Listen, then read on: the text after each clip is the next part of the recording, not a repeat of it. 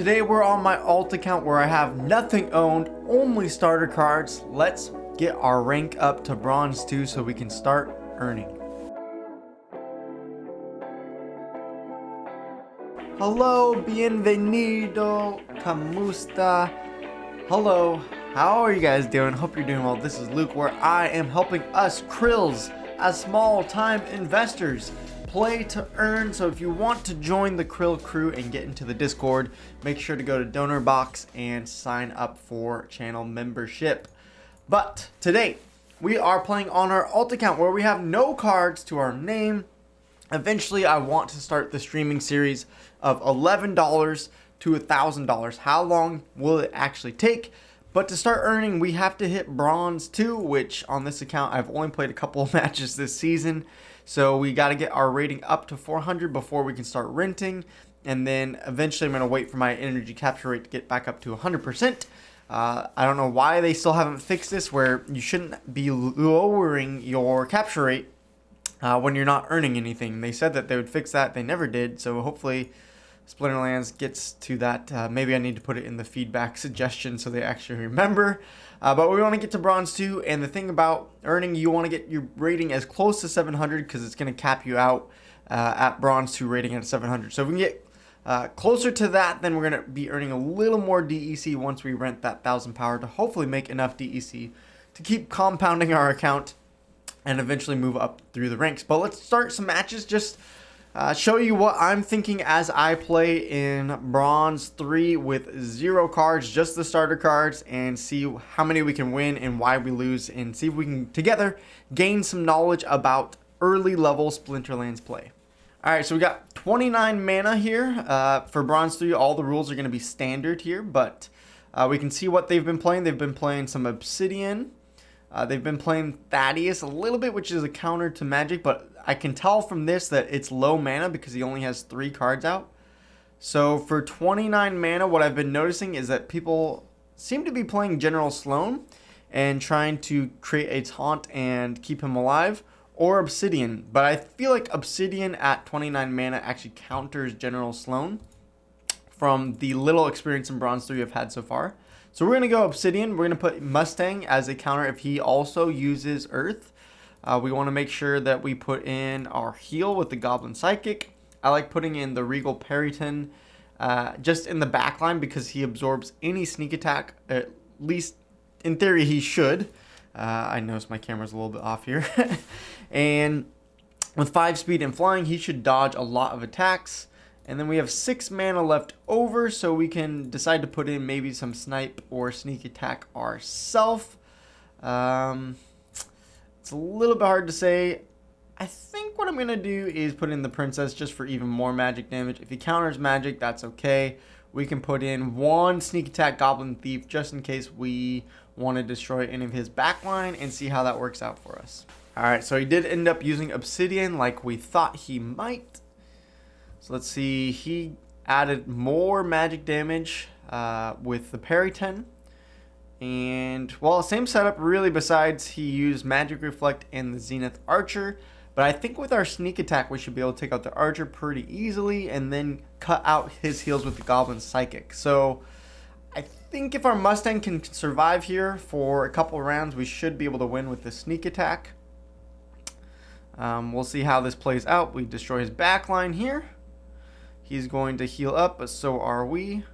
So we should in the front line the same amount. The only problem is we put our sneak attack here and he gets a lucky shot off first. So that's going to hurt us real bad. That was kind of just one of those matchups that is whoever gets the first attack off there wins. So not much we can do about that one. Alright, 22 mana. He likes using the Earth deck. Interestingly enough, he's been using it for a small amount of mana with the Wizard instead. So we could try to counter that. He also likes using Life deck, but I think we can counter that also with Thaddeus. So let's play Thaddeus here and see how that works out for us.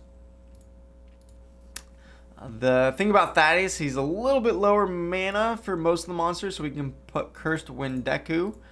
And then we can maybe go for either sneak or a snipe attack option.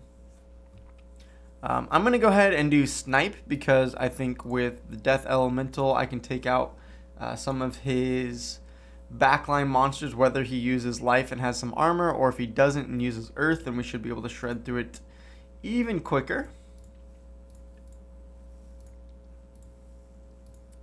And then both those strategies, it doesn't seem like there's a lot of snipe attack from him. So I think we can get away with using Life Sapper in second, hopefully gaining some health before he gets shot into first place. Alright, so he ends up using General Sloan, not Obsidian. We'll see how this plays out.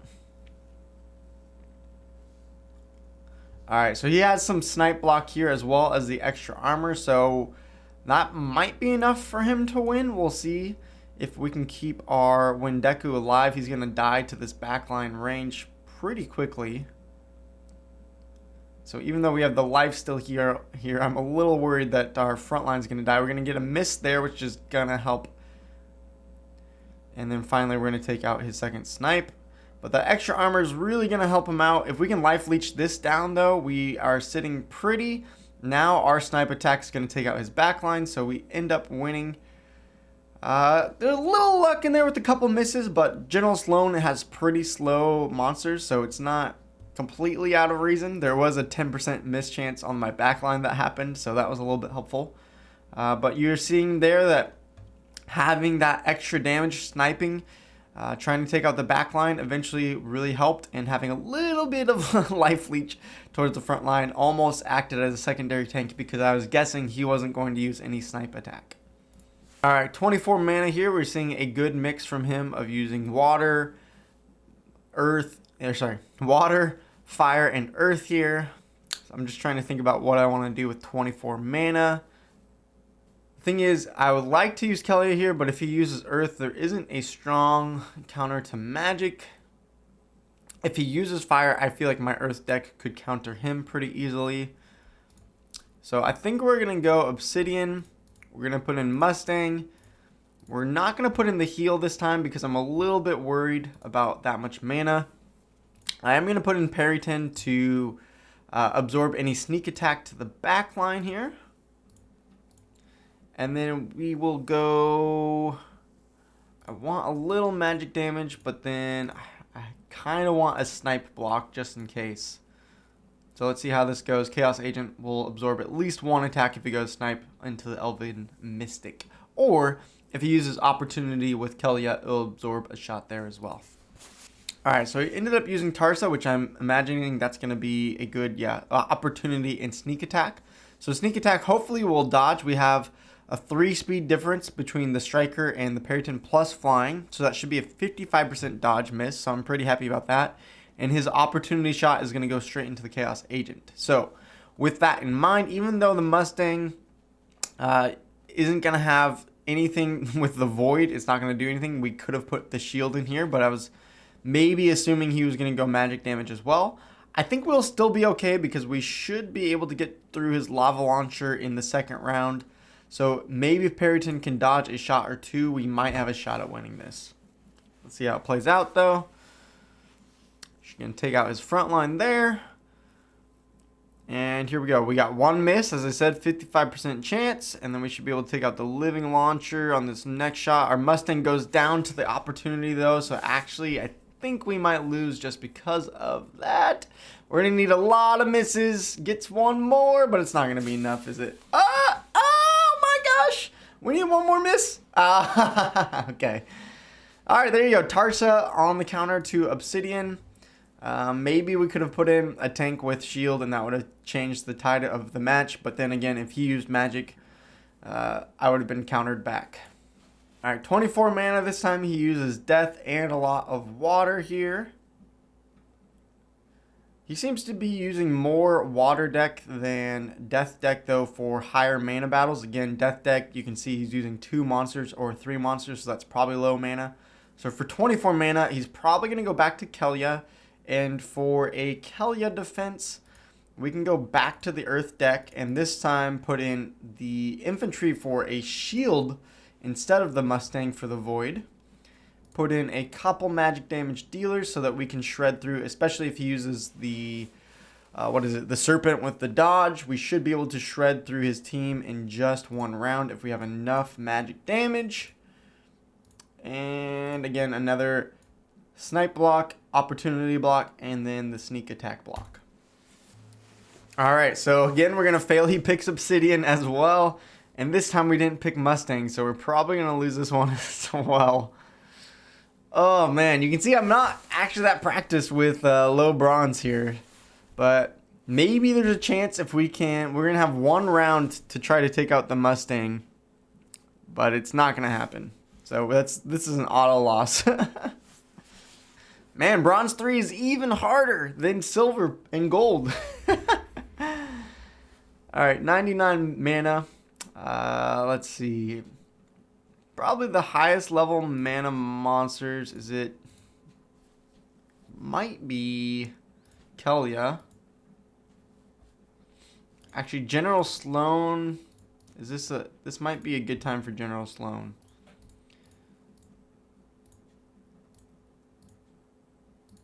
Because for General Sloan, we can get double snipe. We can get the scatter shot in there as well. We can get the Arbalest for that double strike damage to the front line.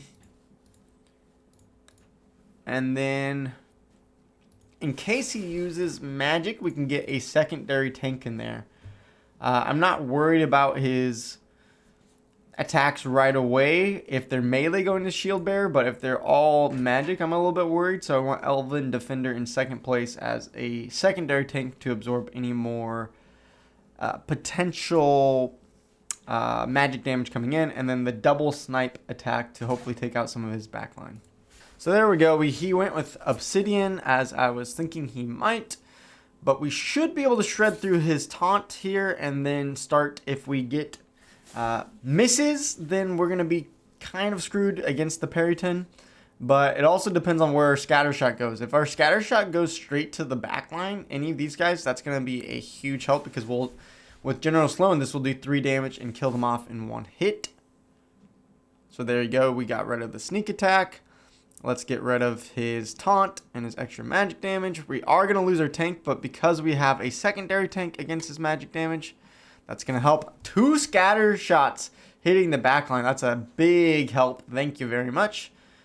We are getting quite a few misses, but I think if we can just hit 1 shot on this boy. Come on. Give us 1 more hit. That's all we need. There we go. All right. So we finally are going to get a win here. I'm not completely awful at bronze 3. Just a little bit awful. Alright, let's do a few more battles here. We're at 24 mana again. Again, with only starter cards, there's not a ton of counter to magic besides using Death Deck Thaddeus. So we might do that here because he is using quite a bit of Obsidian. He could use Tarsa and create some potential problems for us in the sneak attack, so we got to be careful for that. Put Cursed Windeku in. I think I'm going to go again snipe. Go for the snipe attack here. The double snipe with the Mantoid and the Death Elemental. Although the Mantoid's 6 mana, so I'm not going to go for that. I'm going to put this Riftwing in the back line, which I normally use as a secondary tank or a snipe block. But from what I've seen, he uses more sneak than most other things. And then we'll use, again, Life Sapper as a potential secondary tank if he can potentially get enough done. I don't know. It's going to be hard. I might actually switch up to a sneak attack and get rid of the Death Elemental instead of having the snipe. I don't like using sneak and snipe. I'd rather have it focused into one place just so you can attack one monster and get a kill off quicker.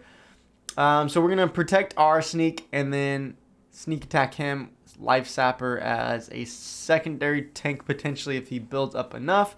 Actually, I'm going to put him in the middle here. That way that Silent Shava can, I don't know, I guess can take a secondary tank position before Life Sapper, give Life Sapper enough rounds to maybe get up to 4 or 5 health. He does end up using Tarsa, so Maybe the sneak attack will survive, but he's going to have opportunity, which means our life sapper actually won't be killed off. It'll be the badger, and then we're going to be able to kill off his serpentine spy. So that's going to be pretty dang helpful. We'll see how many sneak attack misses he'll get to. That will be helpful. Our badger actually gets to go first, which means the silent cheval gets to go kill the other sneak attack. So that was pretty dang helpful. Or sorry, the blast damage. And there you go. His sneak attack is sitting in the back line. We are going to lose our tank, but after this, the life sapper should kill him down. And we should be able to win this one no problem because we counted on countering some of that sneak attack. And we also got a little bit lucky killing that opportunity with our badger first. Alright, finally on some win streak here, getting our rating up again. Trying to get a little bit higher. I'd like to get at least to 400 here. 23 mana using obsidian. This could be another opportunity for us to use Thaddeus, but because we used Thaddeus last time, he might be using General Sloan this time around. So I think I actually might use Tarsa because I think Tarsa can potentially counter both the Sloan and the Thaddeus. Or sorry, the Obsidian play. Although Living Lava I'm a little bit worried about if we don't kill off their backline right away. It's a little scary.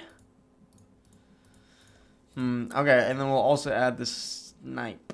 So we're trying to kill off their backline before they kill our Living Lava. That's essentially the whole goal.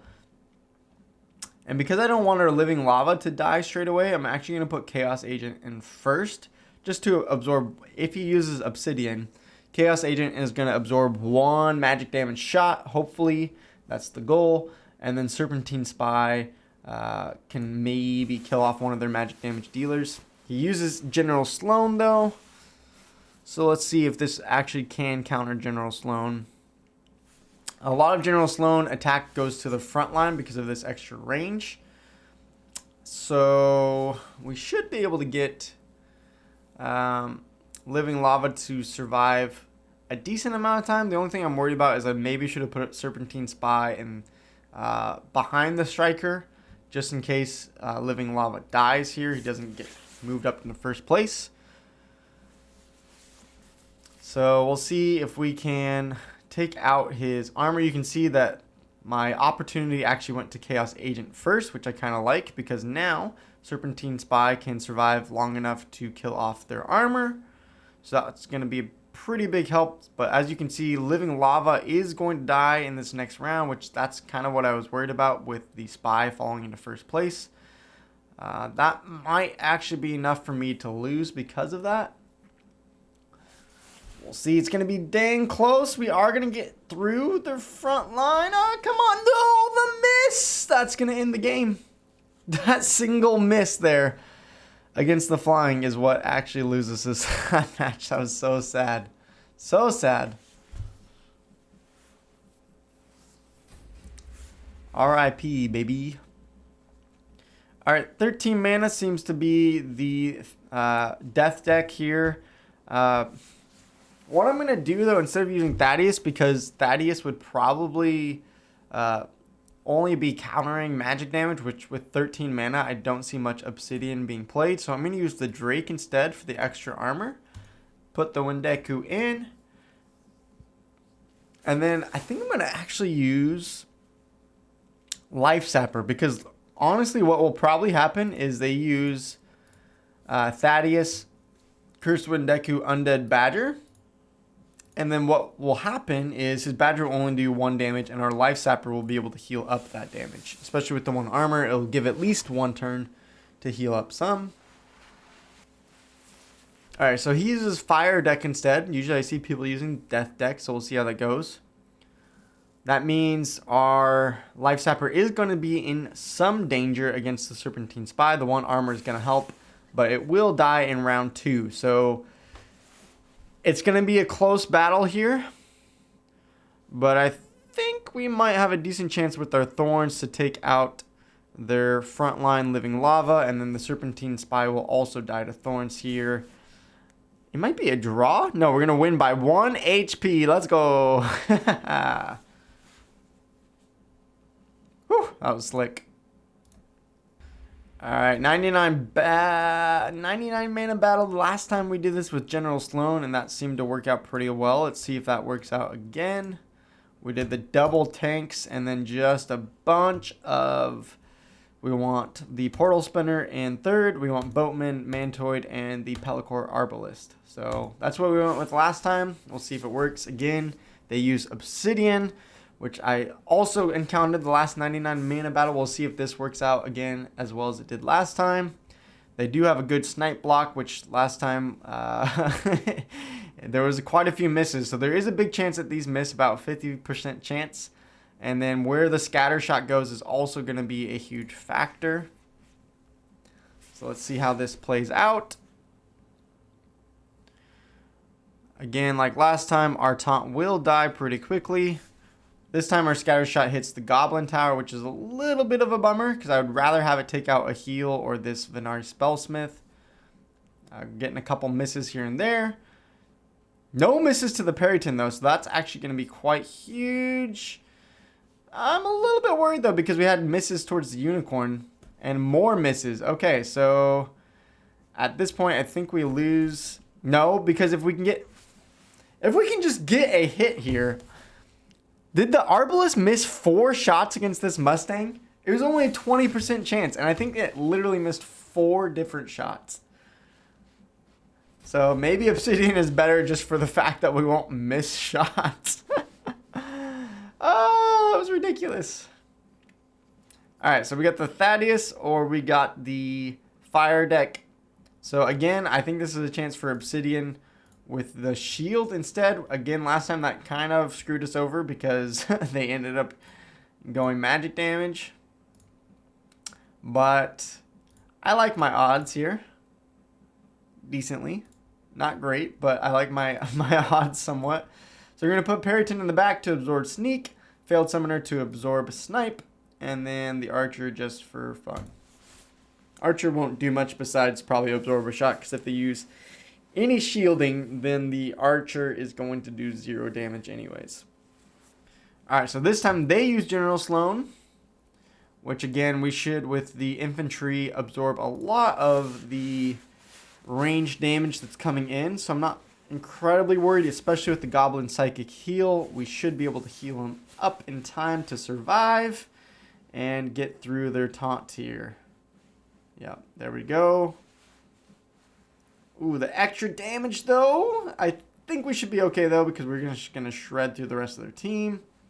They're going to get off some damage here with the double strike, but it shouldn't matter too much because once range gets into first place, it can't do nothing to us and we win a game. Woo! Alright, let's call this the last battle. Even though I wanted to get up to 400 rating, we barely moved up at all. But again, that's because I'm pretty rusty here in these bronze leagues. I haven't played much with just the starter cards. So hopefully next time we do this, we actually get some DEC from renting and perform a little bit better than this. But here we go. We got a 21 mana battle. They seem to be using Tarsa a lot for these battles, which again, I think magic damage can be a counter, but also maybe Kelia. Oh, we also have a Venari Wavesmith delegated. I won't use that because this is supposed to be starter cards only. So let's do something with Kelia. I haven't played with Kelia yet. Because they're using Tarsa, most likely, we can put Serpent of Eld to help dodge a lot of frontline shots. We can use some magic damage to hopefully shred through their living lava. And then we need some backline sneak protection. So I'm going to put Albatross in back, actually. And then, is there anything else we want? We can put a heal in here. Because the extra 1 range or extra... the extra attack here isn't going to do much. Because if they're using living lava, they're going to shield that anyways. What we could do instead, though, of the heal is potentially put in the Hireling for extra armor for Serpent of Eld. My only concern with that, though, is that with his opportunity attack, he's going to attack the Hireling. But with Ice Pixie that's flying, maybe he dodges a shot. So let's put in Ice Pixie second. The hireling should be able to repair armor for anywhere on our team because we're using Kelia with the +1 armor. So let's see if this strategy works at all. Alright, use a Tarsa as we predicted. Can I actually counter it with what I was thinking? Our Serpent should survive quite a long time because of the dodge chance plus the 5 speed we're going to have. Hopefully Ice Pixie can dodge. It's got a 35% chance against the Spy. Armor repair should make us good, and then hopefully we can kill the living lava from there. The Striker is going to have to take 2 attacks to get through our Albatross. So that's also what I'm counting on. There we go, 2 misses already. We're going to get the armor repair on our front line. Okay, they both hit that time. We're going to miss, though, in the front, and there we go. We take down the living lava. All we needed was 1 or 2 misses. We'll even get some more, which you might think is crazy, but again, a lot of these misses have because of the extra speed, dodge, and flying, they pretty much have a 25 to 50% chance of missing each attack. So we'll end it there. Nothing great. It was a little bit embarrassing, actually, how much I lost in Bronze 3. But hopefully some of this strategy, as I talk about it out loud, helps you that are playing with just the starter cards. And now that I've played a few matches with the starter cards, I feel like I've gotten a little bit better, and hopefully we can start streaming with our $11 to $1,000 stream series and start renting into Bronze 2, getting some initial DEC. So we'll see how that goes. Hopefully this video is helpful, and I'll see you guys in the next video stream. Peace out, adios, pa'alam, and we'll see you guys next time.